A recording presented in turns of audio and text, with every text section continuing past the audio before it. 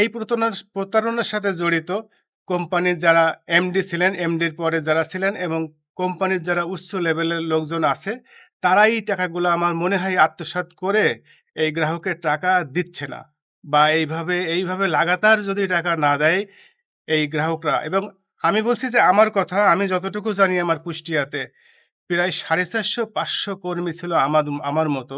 তাহলে আমার যদি 15 লক্ষ টাকা হয়, তাহলে এই কুষ্টিয়াতে আরো আদার্স কত লক্ষ টাকা হবে এই কোম্পানি দেয় না।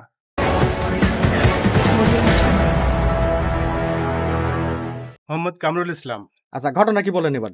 ঘটনা, আমি 2007 সাল থেকে সানলাইফ ইন্স্যুরেন্সে চাকরি করছি। আমার পদ ছিল আপনার দৌলতপুর কাতলামারি শাখার আপনার বিএম হিসাবে। তারপরে আমি বেশ ভালো কাজ করার জন্য আমাকে প্রমোশন দিয়ে এরিয়া ম্যানেজার দেওয়া হয়। তো আসলে আমি ক্ষুদ্র বীমা করতাম, আসান বীমায় ছিলাম, আসান বীমা প্রকল্পই। তো আমি একেবারে তৃণমূল থেকে বীমা করা শুরু করি।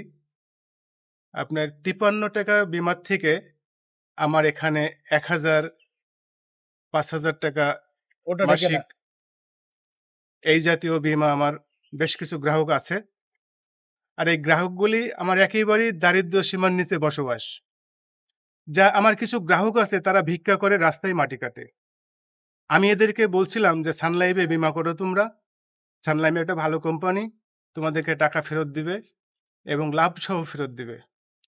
সে তো যাই হোক, লাভের তো কথা আমি মাথায় নিচ্ছি না। এখন বর্তমানে আমি 7 থেকে এখন 24 সাল এ পর্যন্ত সানলাইফেই আমার কাগজপাতির নিয়োগপত্র আছে। আর এই অবস্থায় আমার গ্রাহককে টাকা আমি দিতে পারি নাই। 16 সাল থেকে আমার বই জমা হয়, ম্যাচুইড শুরু হয়।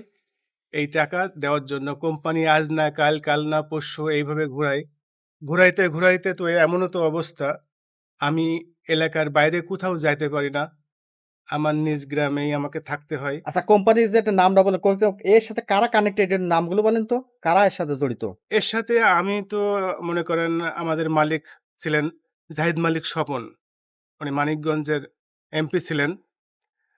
কুষ্টিয়াতে যিনি ছিলেন, ইনি হচ্ছে আপনার আনিসুর রহমান, আনিস। আমি এদেরকে চিনি, এই দুজনকে চিনি, আদার্স আর আমার ঢাকাতে তেমন কোনো পরিচয় নাই। এমনও তো অবস্থায় এই গ্রাহক তো টাকা পায় না, আমাকে চেক দেয়। চেক দিয়ে সেই চেক 1 বছর, 2 বছর, 3 বছর আর 4 বছর চেক ঘুরায়, চেকে টাকা হয় না, টাকা দেয় না। এমনও তো অবস্থায় ঘুরে আমি চেষ্টা করলাম, কোর্টে উকিল নোটিশ করার জন্য গেলাম। উকিল নোটিশ করে, সেই উকিল নোটিশও আমি 3 বার করেছি। 3 বার করার পরে অফিস কোনো প্রক্রিয়া আমার নেয়নি, বা কোনো কিছুতেই আমার আগায়নি বা ডাকেনি। এমনও তো অবস্থায় আমি এই দুর্দশায় আছি। এখন কি চাচ্ছেন আপনারা? আমি চাচ্ছি যে আপনাদের মাধ্যমে এই যে গ্রাহকগুলা একেবারেই কৃষক, দারিদ্র্য সীমার নিচে বসবাস, এরা মুনিশ খাটে, লেবার এবং রাস্তায় মাটি কাটে, এমন কিছু মহিলা আমার গ্রাহক আছে। তাতে আমার যে গ্রাহকগুলি আছে, তা আমি অঙ্ক হিসাব করে 15 লক্ষ টাকা সামথিং কিছু বেশি টাকার আমার গ্রাহক।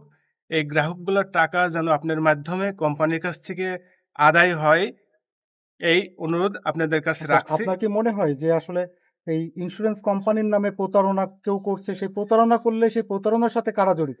এই প্রতারণার সাথে জড়িত কোম্পানির যারা এমডি ছিলেন, এমডির পরে যারা ছিলেন এবং কোম্পানির যারা উচ্চ লেভেলের লোকজন আছে, তারাই টাকাগুলো আমার মনে হয় আত্মসাৎ করে এই গ্রাহকের টাকা দিচ্ছে না, বা এইভাবে লাগাতার যদি টাকা না দেয় এই গ্রাহকরা। এবং আমি বলছি যে আমার কথা, আমি যতটুকু জানি আমার কুষ্টিয়াতে প্রায় 450-500 কর্মী ছিল আমার মতো।